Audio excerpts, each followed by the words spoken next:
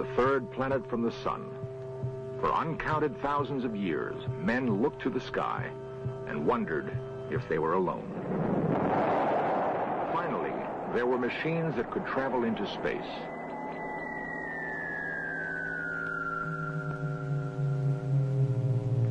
Men walked on the moon, but found no sign there of other intelligence.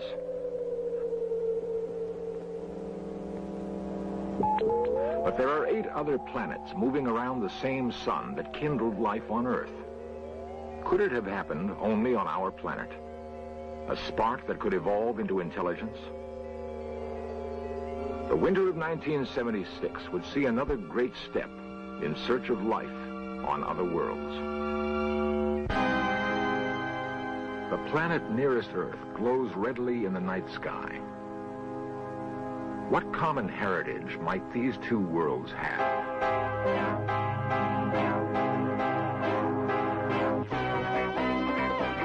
This series presents information based in part on theory and conjecture. The producer's purpose is to suggest some possible explanations, but not necessarily the only ones, to the mysteries we will examine.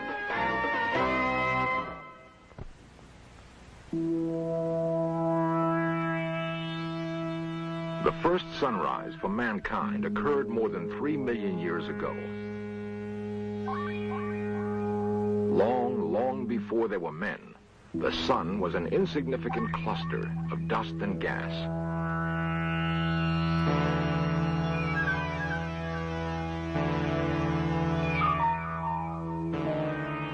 It wasn't long in the scheme of things before the gas and dust began to boil. Mass becoming energy, energy becoming mass.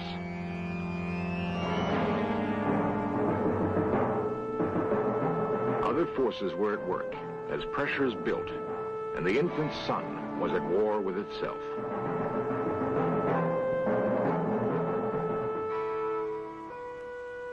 Nuclear fusion, the same force at work in the hydrogen bomb, created the sun and has fueled it through the millennium.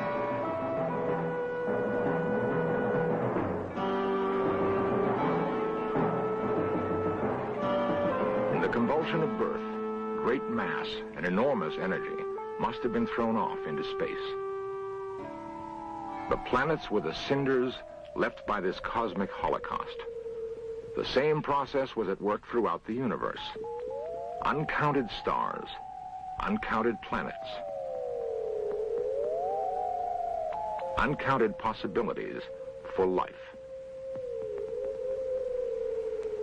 Probes have been sent into space, and new mathematics invented to help understand the dynamics of the universe. Most of what is known about space has been learned only in the latter half of this century. It would be arrogant to suppose, therefore, that we've done more than begin to ask the right questions. Of course, there's never been a shortage of answers. Before men had space probes and computers, they had imaginations. Georges Méliès was a pioneering filmmaker. In the first quarter of the century that would see men actually walk on the moon, he created a vision of what that event might be like.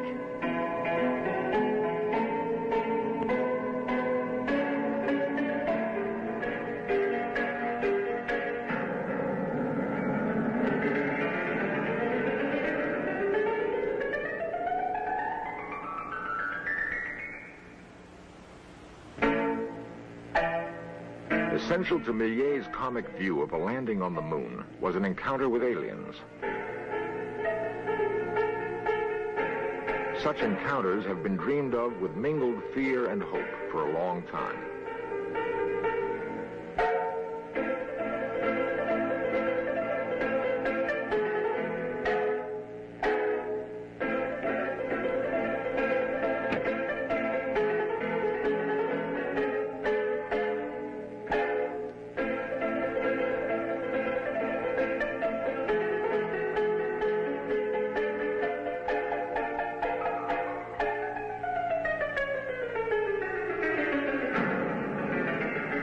Ironically, Méliès' view of the return to Earth was not unlike a modern Apollo splashdown and recovery.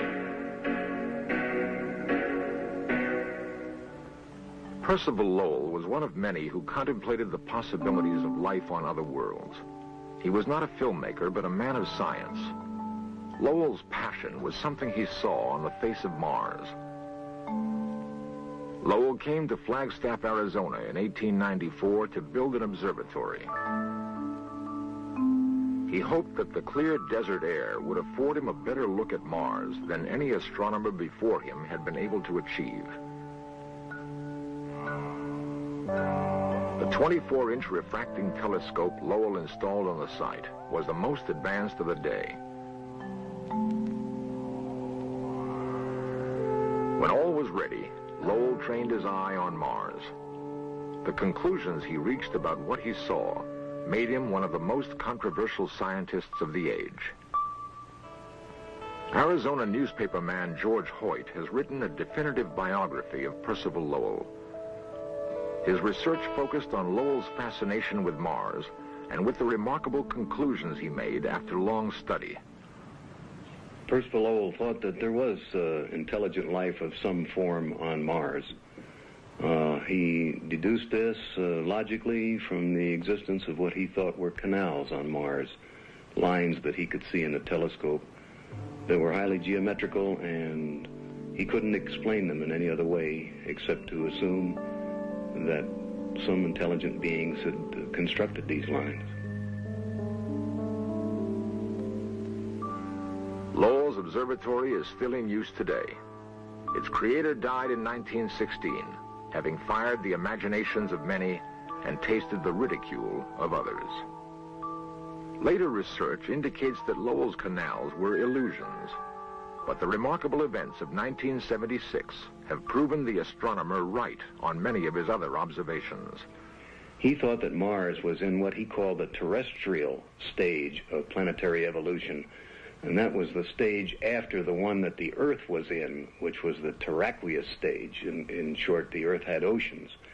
Mars, he thought, had already lost its oceans, but it did have oceans at one time. Mars was drying up. Mars was desiccating, and he coined the word desertism for what was happening to Mars, and he thought that it was also just beginning to appear on Earth. Lowell's observation about Earth's changing climate was profound. The forces at work in the solar system have a rhythm and a reason beyond the grasp of most men.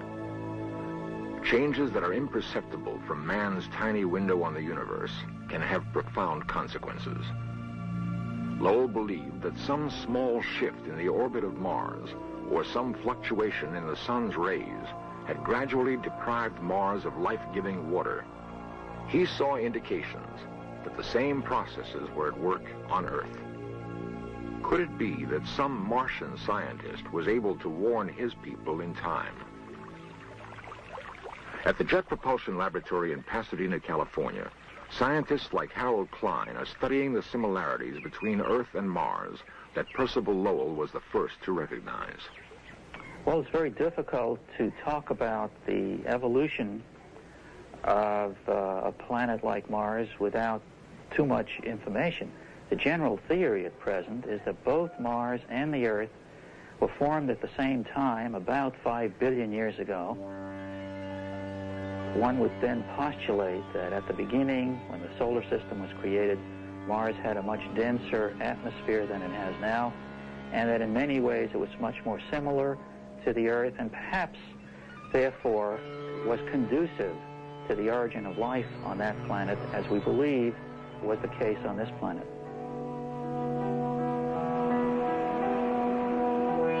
Water would have been essential if life on Mars was to develop as we know it. Gerald Soffen is a Mars geologist.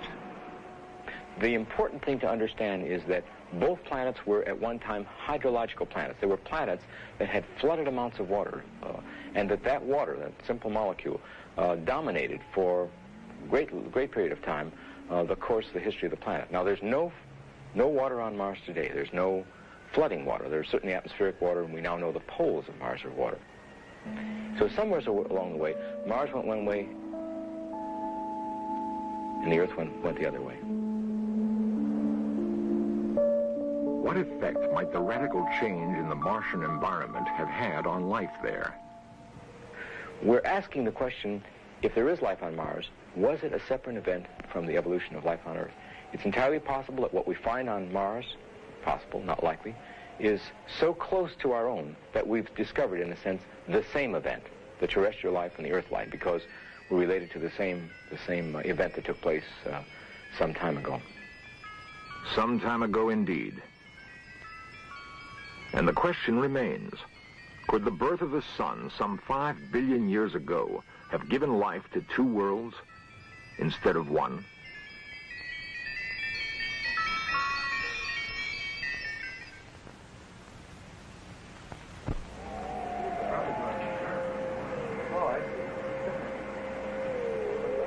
Mission Control, the Jet Propulsion Laboratory in the foothills above Pasadena, California.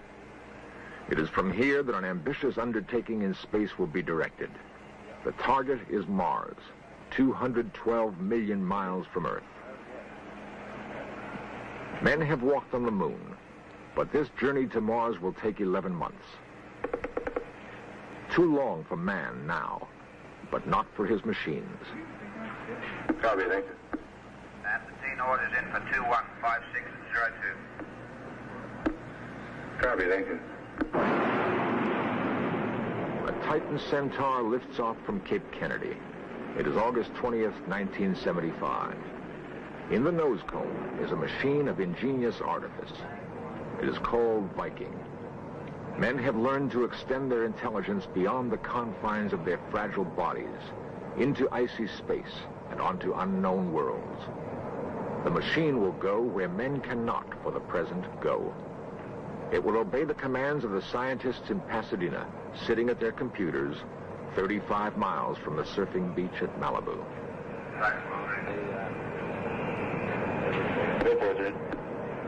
Roger, 211350. We have 3 and 4 out of luck. The voyage itself is largely uneventful. Soon, however, the command center at Pasadena will be alive with activity. Art, looking at the, I got the sheet here with me for the ranging for today. Okay. First range, 8.27.089.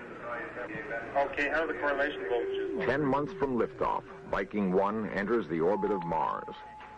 An instrument package descends to the surface and awaits instructions from Earth. Contact. Now, we chose Mars primarily because Mars is, I guess you would call Mars our true sister planet to Earth. The biology that we know in the universe is focused mostly on the Earth. That's the only life that we know. Our life, we terrestrial beings, we the trees, and we the people. And our candidate for a search began with Mars. 8.27.089. The first Viking lander is joined by a second 6 weeks later. With infrared sensors and special television cameras, men get their first close look at Mars. 9.7, second power. Calibrate out the effects of the solar corona. Soil samples yield particularly fascinating results. The data from both landers can be interpreted as being due to living organisms, can also be interpreted from what we now know as being due to some kind of very active surface chemistry going on the planet. In Pasadena, a mock-up of the Viking lander is used to rehearse every move the real lander would be required to make. The dexterity of the lander is amazing. Sighting through television eyes, programmers on Earth trigger Viking to scoop up samples of soil or rock. Samples are dropped into a sifting mechanism that sorts particles for specific tests. Dr. Leslie Orgel points out that the tests are inconclusive. The experiments that we've done with the Viking on Mars this time doesn't give any evidence at all for any compounds left over from life in the past on Mars. But that doesn't, of course, mean at all that there wasn't any life on Mars. There may have been compounds there, and they may have been destroyed. Well, if you want to postulate a technological civilization on Mars, which has died out, you would then also have to have some mechanism to cover over any sort of buildings or any sort of vast project. It is conceivable that you might have had such a civilization which then got covered up by some cataclysmic event such as a massive Mars quake which completely covered over everything, and that all the artifacts of your ancient civilization are unburied in some way. None of this is visible, you see, from our pictures now that we're taking from the Viking spacecraft, which could see objects as small as about 15 yards or so, or bigger in size. The Viking scientists believe that the Martian sky must have once resembled our own. Whether some natural catastrophe obliterated an ancient Mars civilization, we don't know. It seems, however, that Earth is not immune to the same forces that made Mars a desert. There are three schools of thought. Some believe a slight tilt in the Earth's axis is bringing on a new ice age. Others feel the Earth's climate is drying and the deserts are slowly encroaching on population centers. Another view is that men have so altered the natural environment, no one can predict the future. Tons of pollution pour into the air from the great cities of Earth. The problem has been only recently recognized, and the effects of man's tampering can only be guessed at.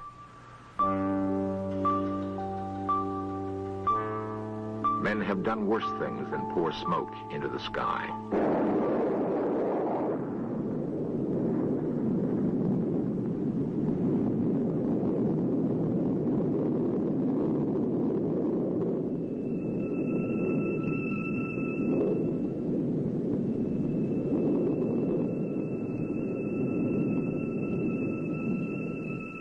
It is possible that all of Earth may one day resemble the Southwest American desert. Mars looked much like this to the electronic eyes of Viking. The machines scanned the horizon and recorded no sign of intelligent life. It is unlikely that life evolving elsewhere in the universe would follow the same path as life on Earth. If that were to happen, however, Mars would seem to be the likely host. The two worlds have much in common, even now. Perhaps Viking didn't see all there was to see.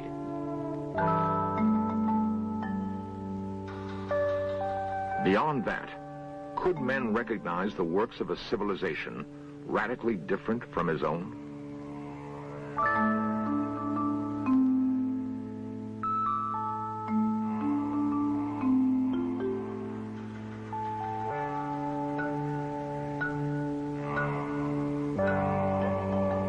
If there were Martians, and they knew what was happening to their planet, perhaps they chose to abandon it.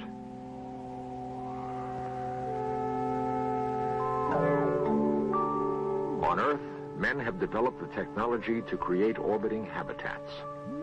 Theoretically, these artificial worlds could be built on an immense scale in weightless space. They could provide a safe refuge for long voyages in space, voyages to new worlds. It is not inconceivable that Earth once held the same promise and fascination for Martians that the red planet now holds for mankind. Viking may be a step in the return voyage.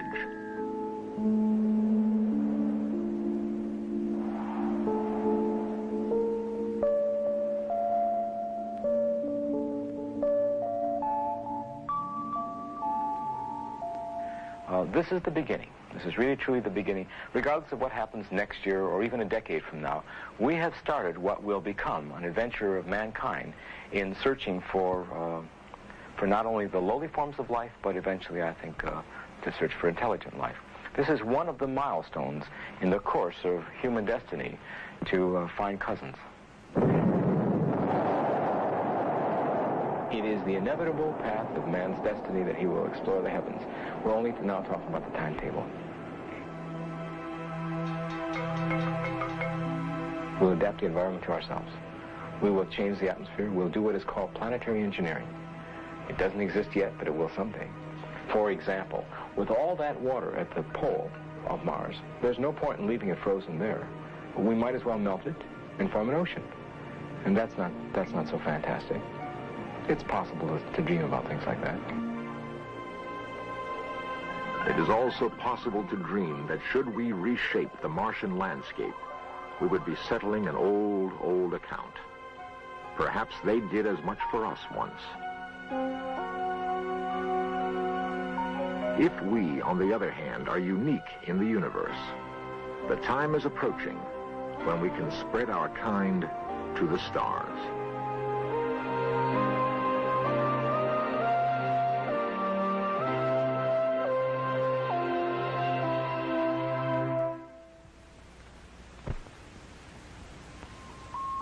Albert Einstein believed the universe was shaped like a saddle.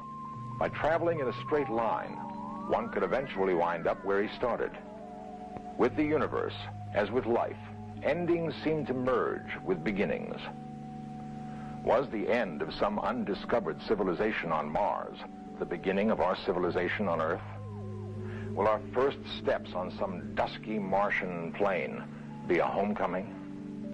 Only when we've been there can we prove or dismiss the notion that some calamity of nature or poverty of spirit might have overtaken a parent civilization on the fourth planet from the sun. It would be well for us to find out, for it has been observed that those who cannot learn from the past are condemned to relive it